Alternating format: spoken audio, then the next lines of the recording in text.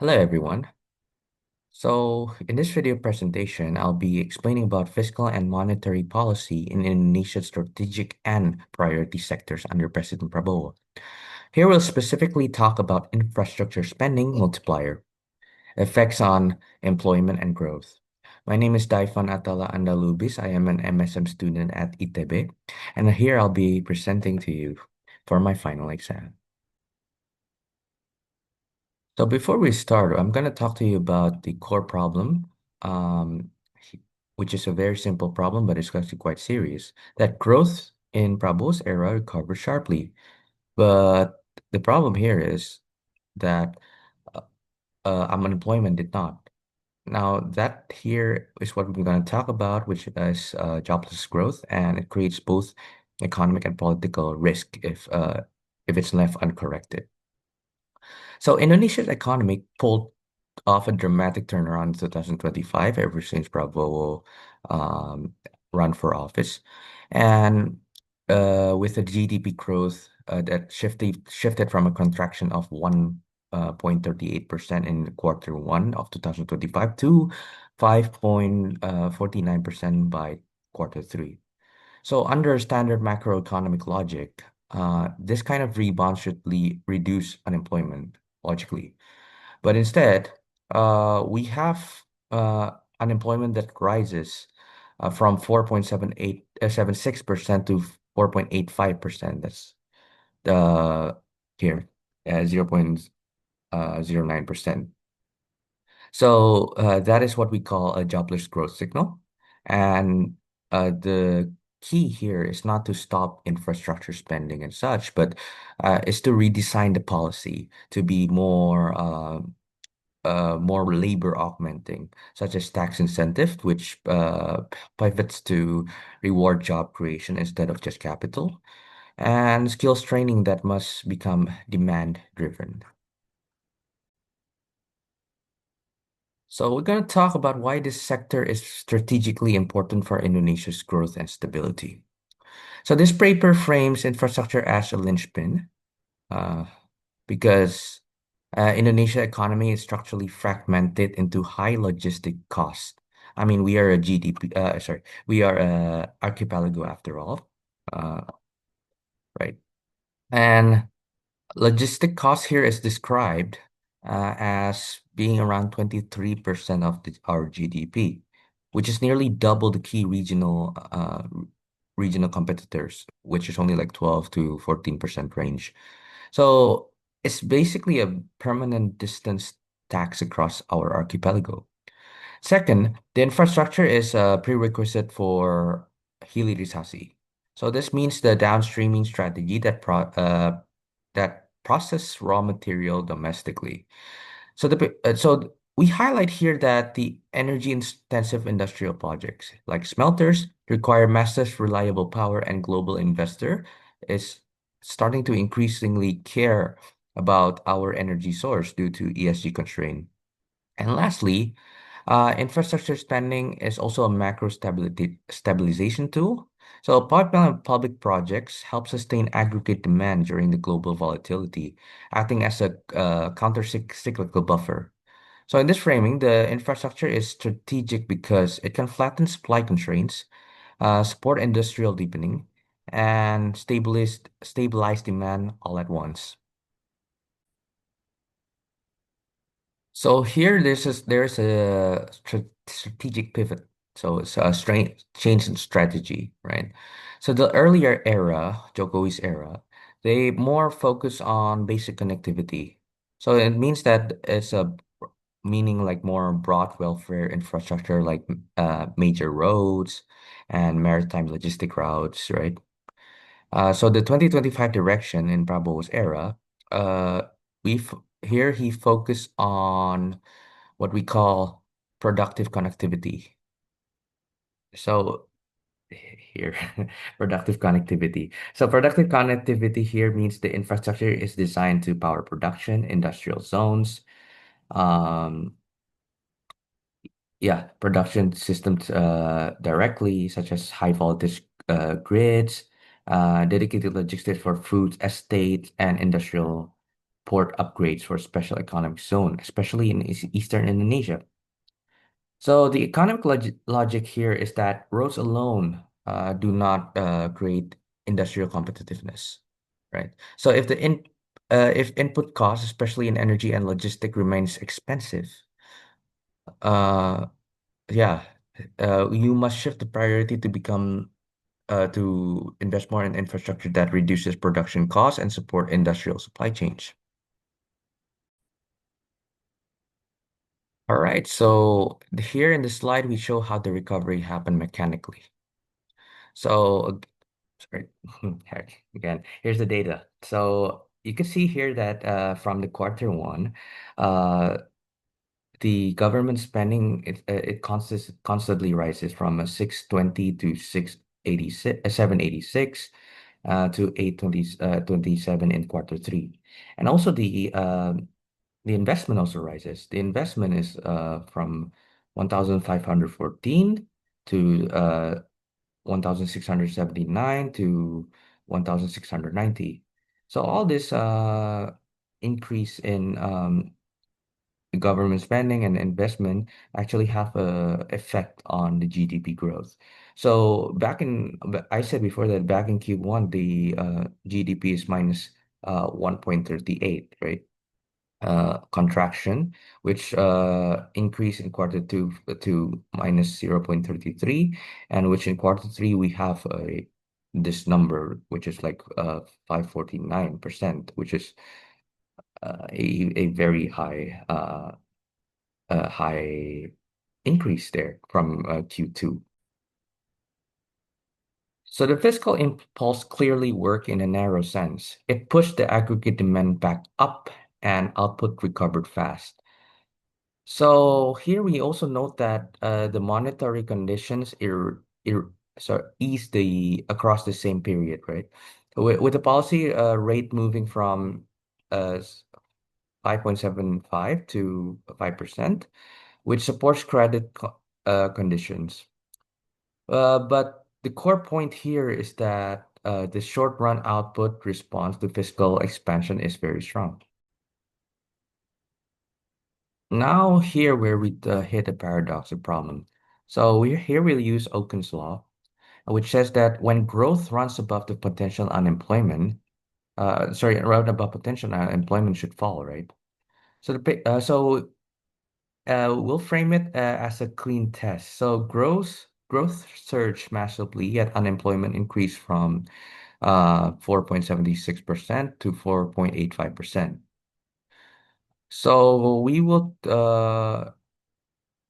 check a common alternative explanation. So maybe the unemployment rose because more people enter the labor force, but labor force participation stays basically flat at about 70.6%, right? Which supports the interpretation that it's not a denominator trick. So the implication is a labor market transmission failure. GDP is not responding, but employment is sorry, GDP is responding, but unemployment is not. So in this slide, I'll present you the paper, our core diagnosis, capital bias. So the stimulus and investment are concentrated in sectors with low labor elasticity, which means that uh, they add a lot to the GDP but do not hire many workers. So yeah, mostly is the capital intensive sector, nickel smelters, energy grids, rather than like the labor intensive one. So we have a shift to there. So in the meanwhile, labor intensive sectors like textile, agriculture, footwear, and such and also like other large absorbers of labor are described as not receiving comparable stimulus impact. Yeah. So you get a growth in sector A, which is the capital intensive ones, while unemployment rises in sector B, where labor absorption should happen, right? And this is stagnating. So That is how jobless growth can exist even during a boom. All right, so this is where fiscal and monetary policy management risk becomes explicit. Firstly, is global headwinds.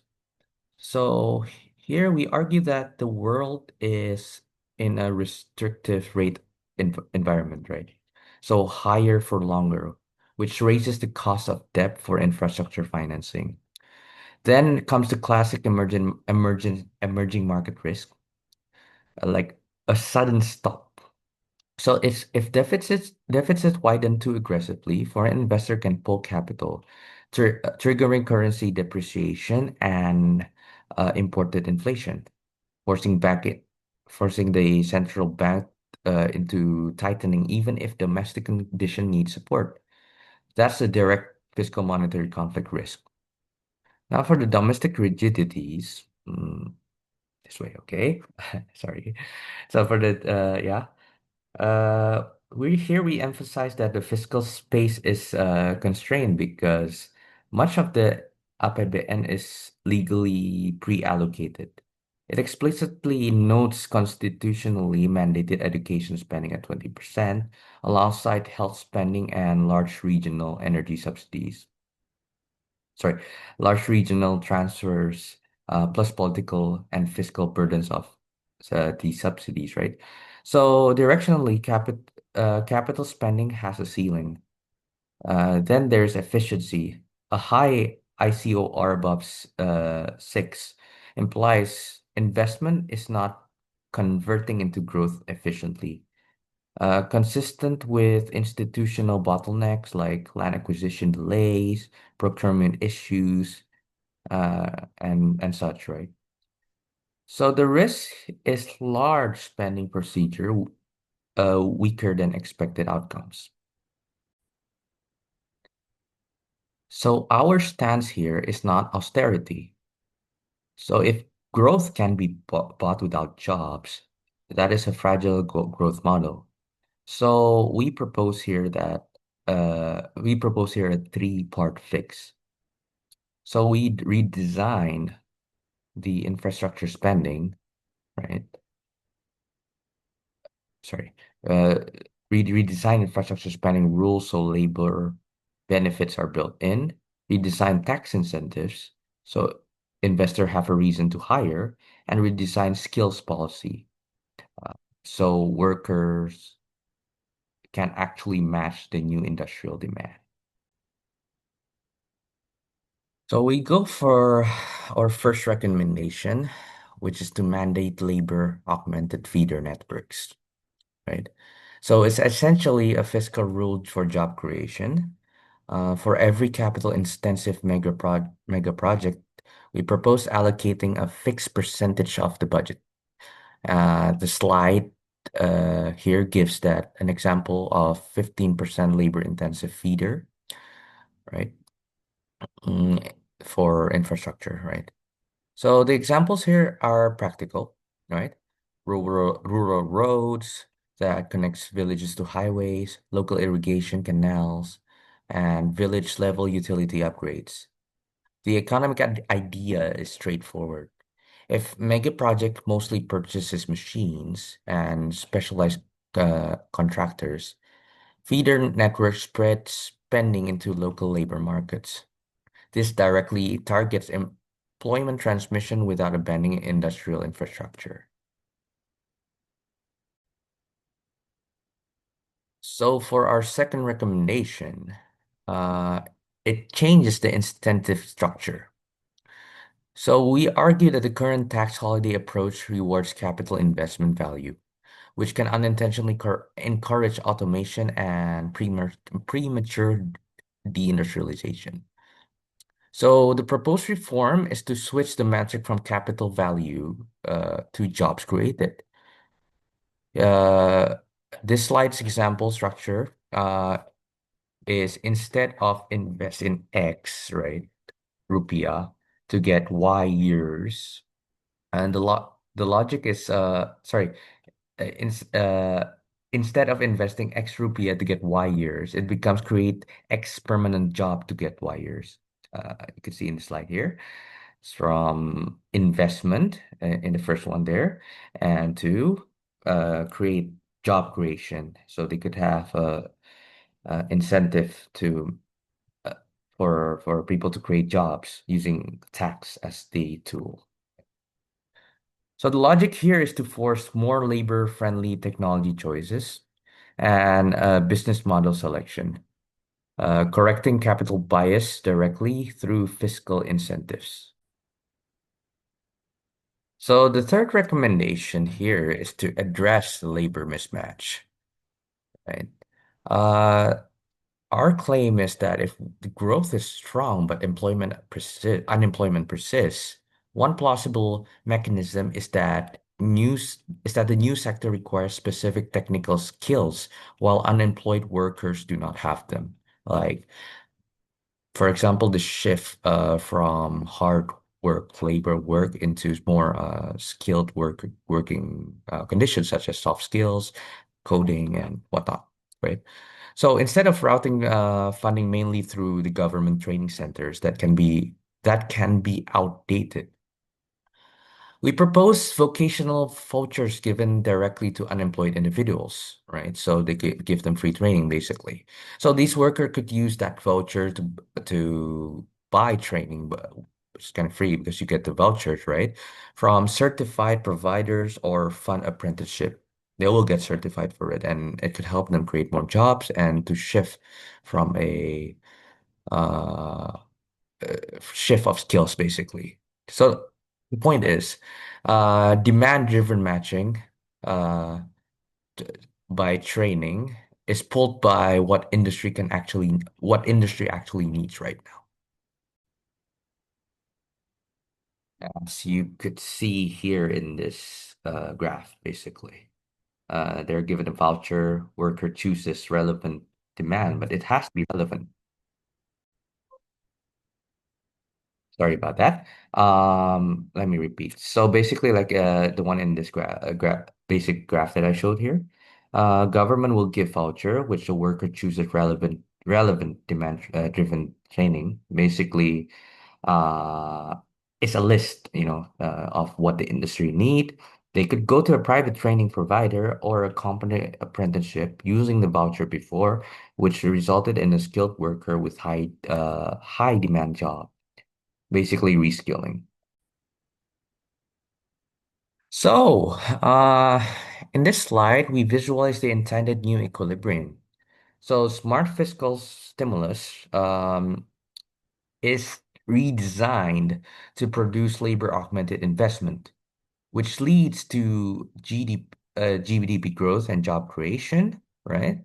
Which then increase the household income and consumption, uh, which reinforce growth again through demand, right? It's a loop, but it's only work if the missing link, which is employment transmission, is repaired. So we argue, uh, our entire argument here is that Indonesia already proved that it could lift headline GDP with fiscal tools. Now, the next step is to engineer the same strength towards a broad-based prosperity towards the people itself, the real ones. So, in 2025, the fiscal policy was highly effective at driving GDP recovery, but it failed to transmit growth into employment, right? So we label this as the jobless growth crisis and attributes it to structural capital bias in both public and private investment allocation. So the solution here is targeted redesign, not to retreat from infrastructure spending. Yeah. Uh, we mandate labor-intensive feeder networks alongside mega projects, private tax incentive towards permanent job created, and implement demand-driven vocational vouchers so worker can actually move into sectors that is being promoted and sectors that's needed. That's how the infrastructure multiplier becomes a labor multiplier, not just a capital multiplier. All right. So, uh, thank you for watching my video presentation.